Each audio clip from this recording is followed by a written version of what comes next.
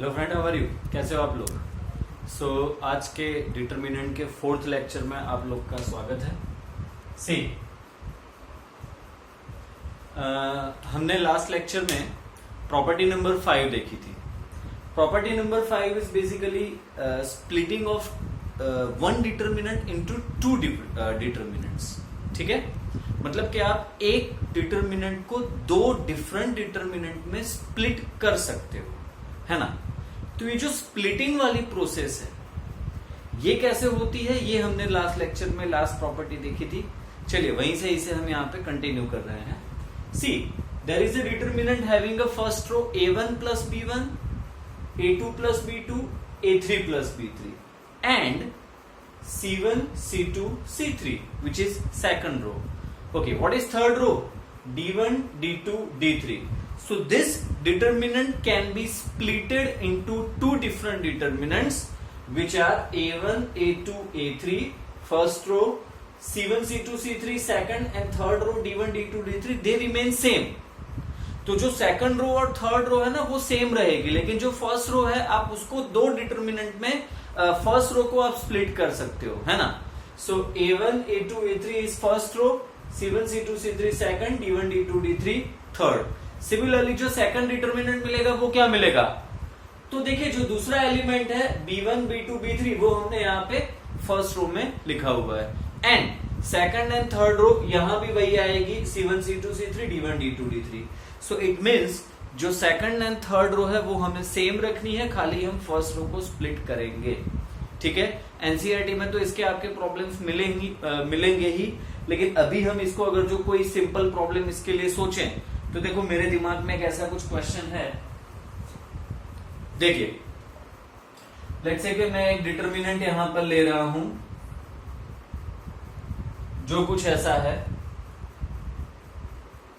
100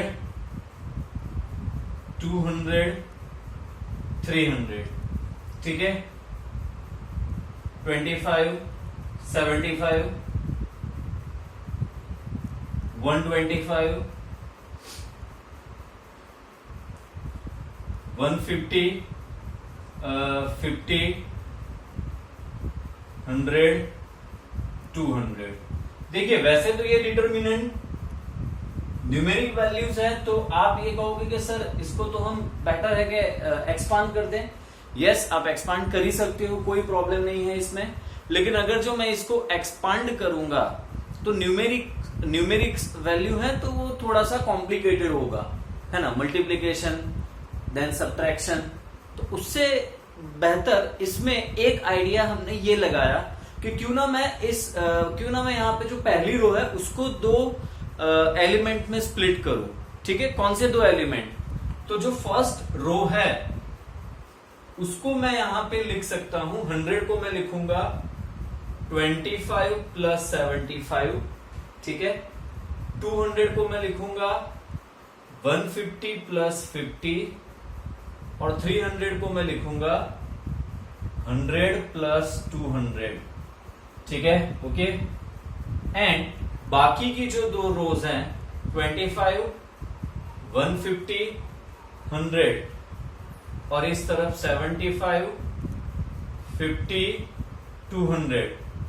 अब आप चाहो तो इसे दो डिटरमिनेंट में स्प्लिट कर दो, जिसमें से एक डिटरमिनेंट में आप फर्स्ट रो लोगे 25 150 100 और दूसरे डिटरमिनेंट में आप फर्स्ट रो लोगे 75 50 200। अच्छा, इससे क्या होगा? इससे ये होगा कि जो फर्स्ट डिटरमिनेंट हम लेंगे उसमें होगी फर्स्ट रो 25 150 100।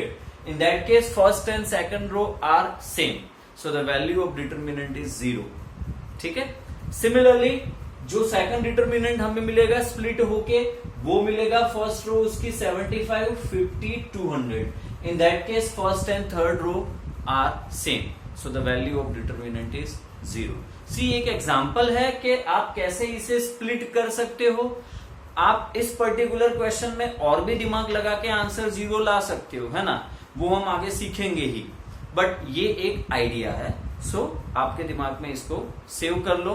अच्छा, इंपॉर्टेंट है, आगे भी इसे यूज करना ही है। एनसीईआरटी जैसा कि मैंने बताया प्रॉब्लम्स इसके आपको मिलेंगे। ठीक है, जल्दी जल्दी नोट डाउन कर लीजिए। हम इसके आगे की प्रॉपर्टी देख के फिर प्रॉब्लम्स पे चले जाएंगे। ओके, चलिए।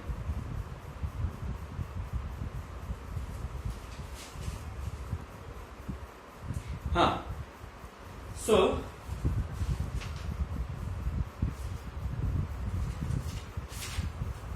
ओके, जो हम इसके आगे प्रॉपर्टी 6 है ना, तो प्रॉपर्टी 6 मेरे हिसाब से इस पूरे चैप्टर में या टॉपिक्स में जितने भी टॉपिक हम यहाँ पे डिस्कस करेंगे उस सबका बेस है प्रॉपर्टी नंबर 6। पूरे चैप्टर का बेस है property number 6।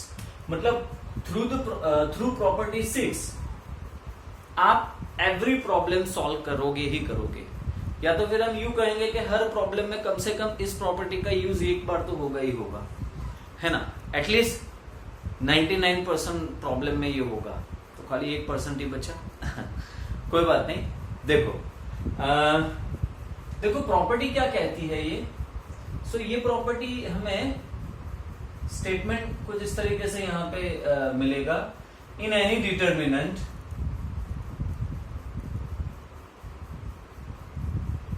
if any row or column is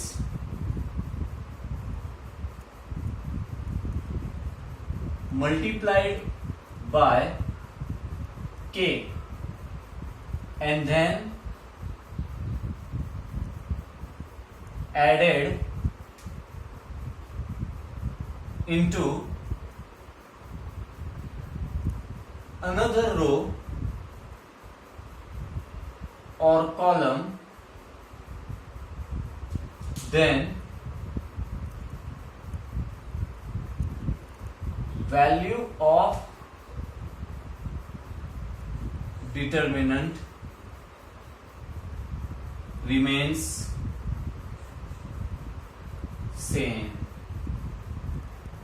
ठीक है, मतलब कि किसी भी रो को कोई एलिमेंट के से मल्टीप्लाई करके बाकी की जो 2 रोज होंगी, मैं 3x3 की बात कर रहा हूं, ठीक है, तो उसमें से कोई एक रो को आप लेट से के से मल्टीप्लाई कर रहे हो और किसी दूसरी रो में ऐड करोगे तो वैल्यू जो होगी डिटर्मिनेंट की वो एज इट इज ही रहेगी, है ना। मल्टीप्लाई करना है, ऐड करना है, मल्टीप्लाई ऐड।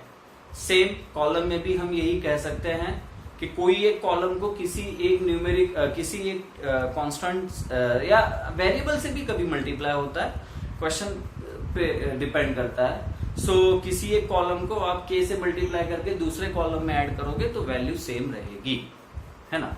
इससे इसका जो सिंबल यूज होगा जिससे ये प्रॉपर्टी अप्लाई होती है, तो वो सिंबल कुछ इस तरीके से है, RI प्लस के आर जे। यहां पे आप R के बदले C भी ले सकते हो। अगर जो कॉलम पे अप्लाई कर रहे हो तो वहां पे C आएगा, ठीक है। अब ये RI और जो RJ मैंने आपको समझाया ना, ये ऐसे नहीं समझ में आएगा। ये प्रॉपर्टी इजी है, लेकिन एप्लीकेशन में आपको ध्यान देना है कि किसको मल्टीप्लाई कर रहे हो और कहां ऐड कर रहे हो, ठीक है। किसको मल्टीप्लाई कर रहे हो और कहां ऐड कर रहे हो, ये समझना जरूरी है। इसी से ये प्रॉपर्टी का स्ट्रक्चर समझ में आएगा आपको, ठीक है। चलिए, डिटर्मिनेंट, स्टैंडर्ड डिटर्मिनेंट डी ले लेते हैं। D is equals to A1 A2 A3 B1 B2 B3 C1 C2 C3। क्या समझे,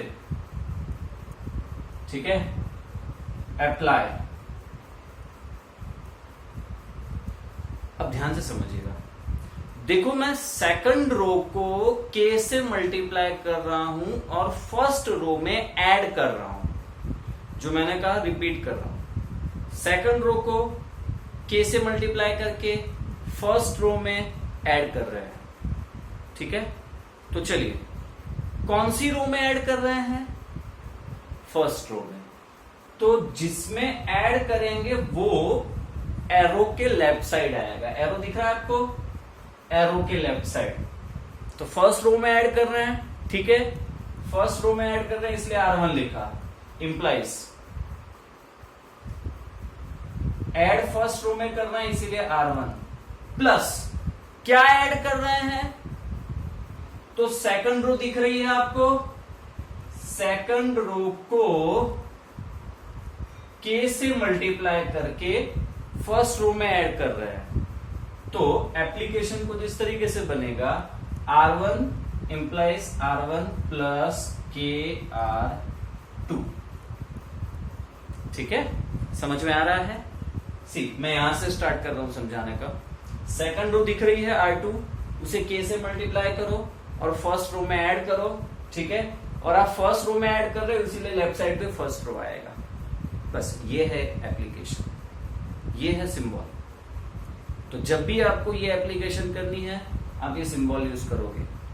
सिंबल यूज करने का मतलब हुआ आप वहां पे बताओगे कि अप्लाई, आपको स्टेप में, आपको नेक्स्ट स्टेप में एप्लीकेशन करना है तो वहां पे बीच में आएगा अप्लाई दिस, ठीक है। अच्छा, अब नेक्स्ट स्टेप, तो जैसा कि हमने देखा कि डिटर्मिनेंट की वैल्यू सेम रहती है, तो यहां मुझे डी, जो डिटर्मिनेंट की वैल्यू डी है वो एज इट इज रखना है, उसमें कोई चेंज नहीं आएगा, लेकिन उसके बदले और वहां पे फर्स्ट रो में आ जाएगा A1 plus KB1, then A2 plus KB2, then A3 plus KB3। थोड़ा प्रिसाइजली लिखिएगा, अच्छे से लिखिएगा, ठीक है। ओके, फिर से एक बार, फर्स्ट रो में ऐड कर रहे हो आप तो A1 plus KB1, A2 plus, ये K से मल्टीप्लाई होके इसमें ऐड हो गया तो A2 प्लस KB2, ये K से मल्टीप्लाई होके A3 में ऐड हो गया A3 प्लस KB3। अब सेकंड एंड थर्ड रो तो हमारी एज इट इज है, वो तो चेंज नहीं हो रही है, हाँ या ना? सेकंड एंड थर्ड रो हमारी सेम ही है। Are you getting my point? See, आप बोलोगे सर आपने तो सेकंड रो को K से मल्टीप्लाई किया ना, so yes I agree, second row को K से मल्टीप्लाई किया, लेकिन वो हमने फर्स्ट रो में ऐड करने के लिए मल्टीप्लाई किया, ठीक है। इसीलिए सेकंड रो तो आपको एज इट इज ही रखनी है, सेकंड रो को चेंज नहीं करना है, वो आपने फर्स्ट रो में ऐड कर दिया, ठीक है। तो हमारी second row B1, B2, B3, C1, C2, C3 as it is है, ठीक है। तो ये हो गया इस प्रॉपर्टी का थियरी वर्क, ठीक है। अब हम जा रहे हैं प्रॉब्लम्स की ओर। डिफरेंट प्रॉब्लम्स, हम 2-3 प्रॉब्लम्स पहले ऐसे रैंडम समझते हैं, फिर उसके बाद एक्सरसाइज पे चले जाएंगे। एक्सरसाइज में भी काफी प्रॉब्लम्स हैं, तो वहां से आपको ये समझ आने ही वाली है, ठीक है। ओके, चलिए जल्दी जल्दी नोट डाउन कर लीजिए।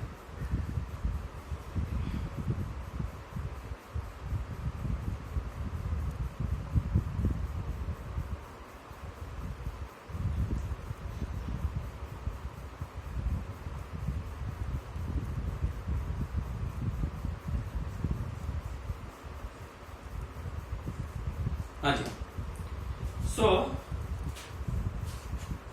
Now it is time to solve some problems, ठीक है। मैं ये सब मिटा रहा हूं, ध्यान से समझिएगा आगे।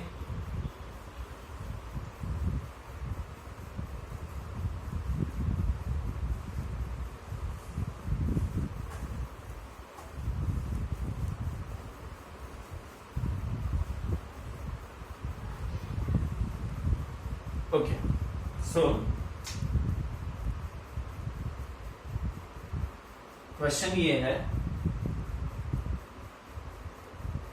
प्रूव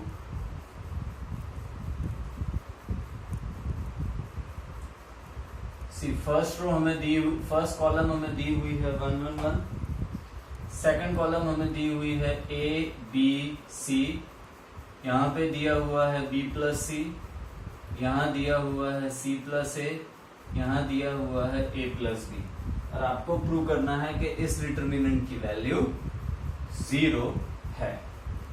ठीक है, देखो इस डिटर्मिनेंट में वैल्यू 0 है, ये हमें प्रूव करना है।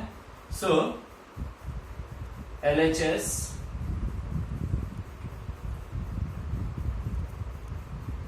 First column is 1 1 1, A B C B plus C, C plus A plus B। देखो यार हमें कुछ ऐसा करना है कि अच्छा हाँ, और एक खास बात कि भाई यहाँ पे एक्सपांड नहीं करना है, you are not allowed to expand. See expand करोगे तब तो आगे भले कुछ स्टेप्स लगेंगे, लेकिन 0 तो ला ही दोगे आप, है ना।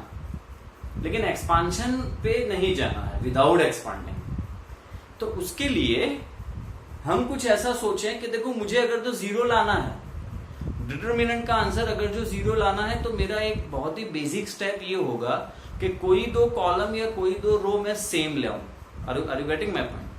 कोई दो कॉलम या कोई दो रोज मुझे सेम लानी है, सेम होनी चाहिए।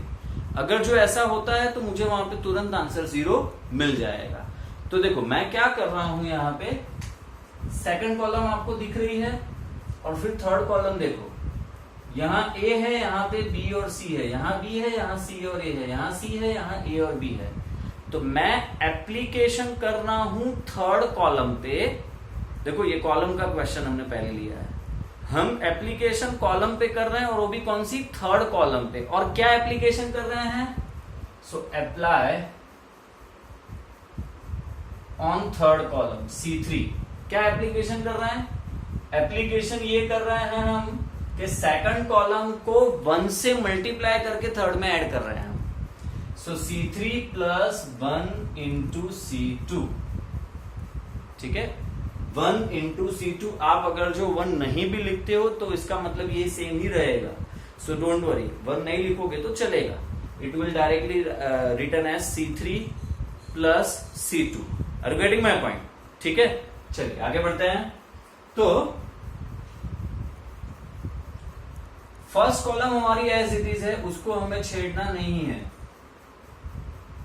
A B C, यहां क्या आएगा, आप इसे 1 से मल्टीप्लाई करके यहां ऐड कर रहे हो, right. So A plus B plus C, here it is B plus C plus A, here it is C plus A plus B।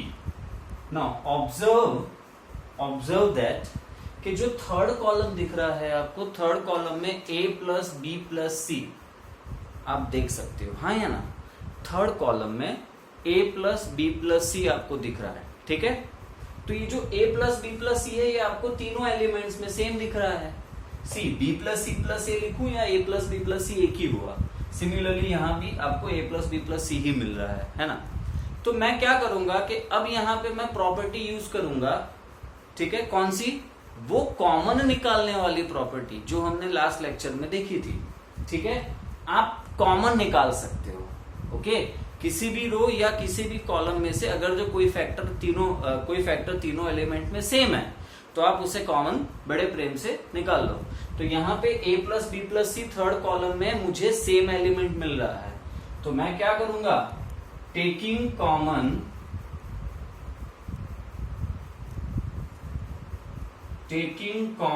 A plus B plus C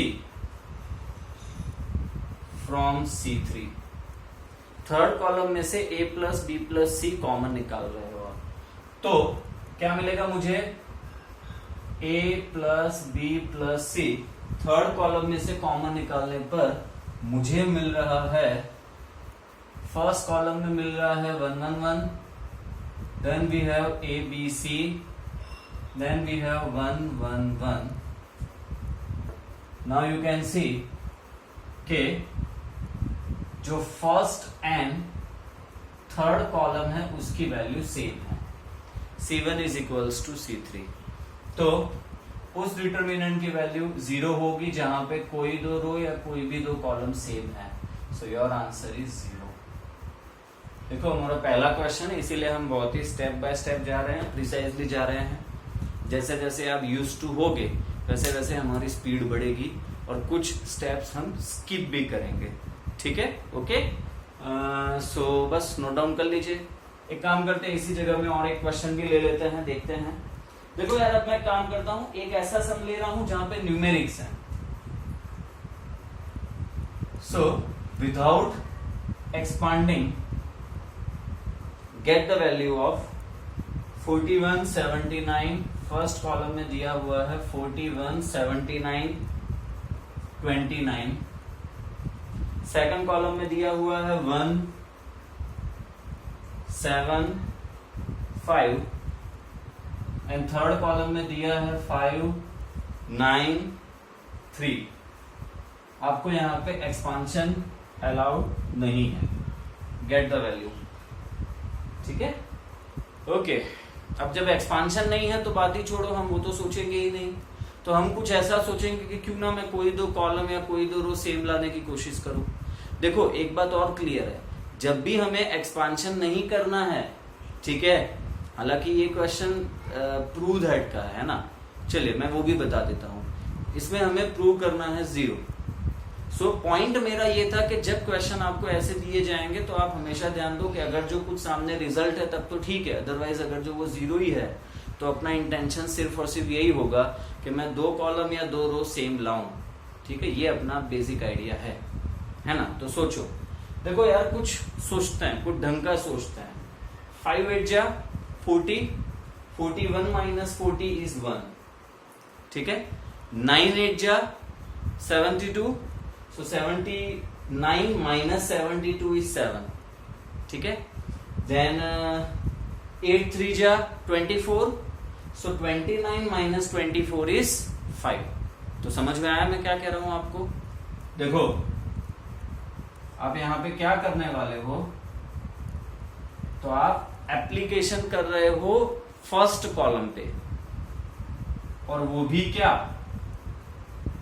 वो ये एप्लीकेशन आप कर रहे हो कि जो थर्ड कॉलम दिख रही है, थर्ड कॉलम को हम -8 से मल्टीप्लाई करके फर्स्ट कॉलम में ऐड करेंगे, ठीक है। थर्ड कॉलम को -8 से मल्टीप्लाई करके फर्स्ट कॉलम में ऐड करेंगे। क्लियर है? ओके, चलो यहां तक लिख लीजिए, फिर उसके आगे बढ़ते हैं।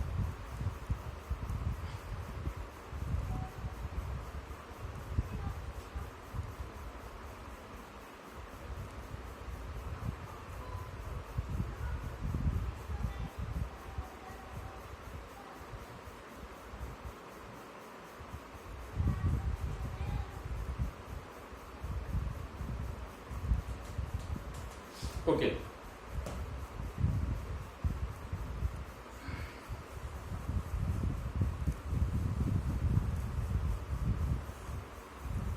हाँ, तो हमें यहां मिलेगा जो फर्स्ट कॉलम है 41 माइनस 40, 79 माइनस 72, 29 माइनस 24, ये 1, ये 7, ये 5, 5 9 3। क्या समझ में आ रहा है आपको? 41 minus 40 is 1, 79 minus 72 is 7, 29 minus 24 is 5, 1 7 5 5 9 3, which is third column remains same. So first and second column are same. C1 equals to C2. So the answer is 0. समझ में आ रहा है आपको? ठीक है, सो ये हो गया अपना प्रैक्टिस क्वेश्चन। बस अब एक्सरसाइज स्टार्ट करते हैं, और उसके साथ साथ हम कुछ और क्वेश्चंस भी देखेंगे, और वो खत्म हो जाए उसके बाद इलस्ट्रेशन के क्वेश्चंस, ठीक है। ओके, चलिए एक्सरसाइज में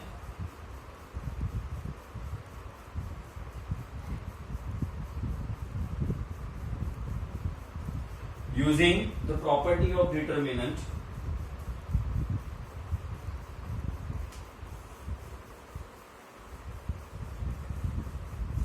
चलो, so using the property of determinant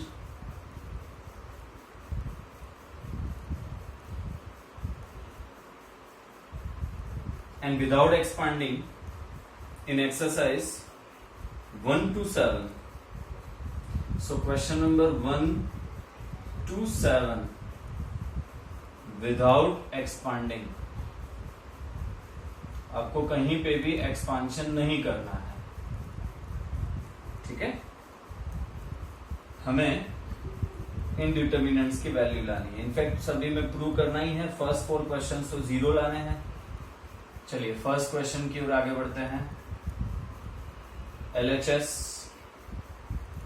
X Y Z A B C X plus A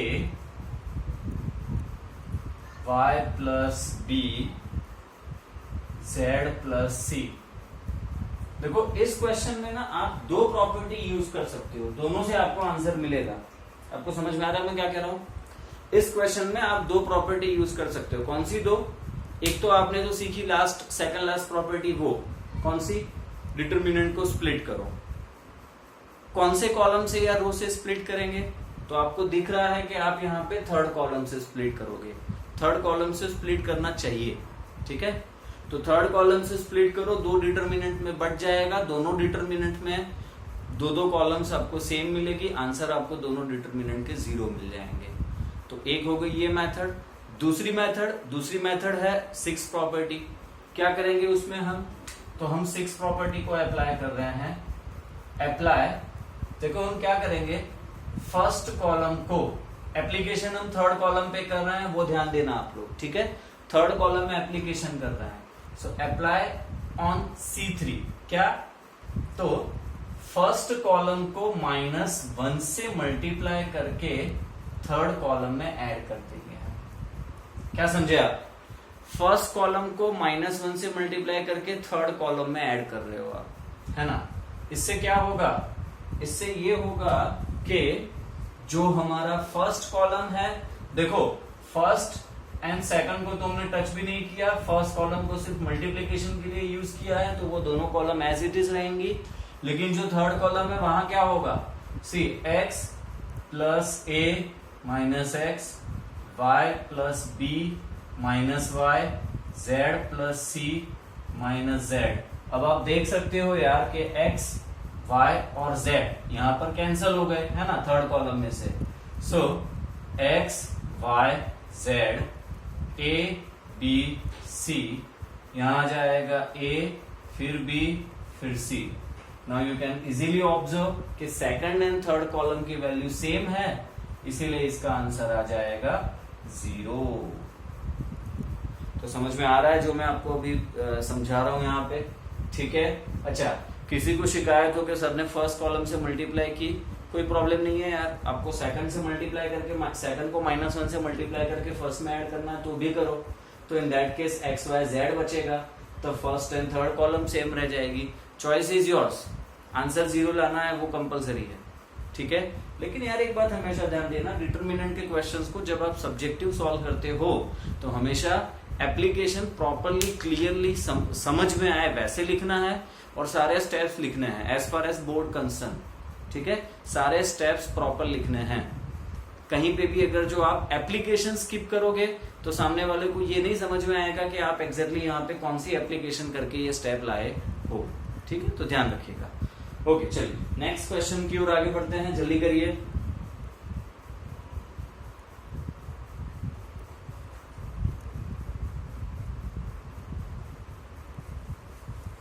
so I think हमें ये सेशन, आज का सेशन यही कंप्लीट करना पड़ेगा। मैं जल्दी सेकंड जो क्वेश्चन है वो आपको बता देता हूं, फिर आप उसे घर पे ट्राई करिएगा, आ जाएगा। a minus B, B minus C, C minus A, B minus C, C minus A minus B, C minus A minus B minus C. देखिए इस डिटरमिनेंट में आपको आंसर वही 0 लाना है। क्या अप्लाई करोगे? जल्दी देखो, मैं फर्स्ट कॉलम में एप्लीकेशन करना चाहूंगा। क्या एप्लीकेशन करूंगा? सिंपल है, समझो। सेकंड कॉलम को 1 से मल्टीप्लाई करके फर्स्ट कॉलम में ऐड कर दिया एंड साइमल्टेनियसली फर्स्ट कॉलम में और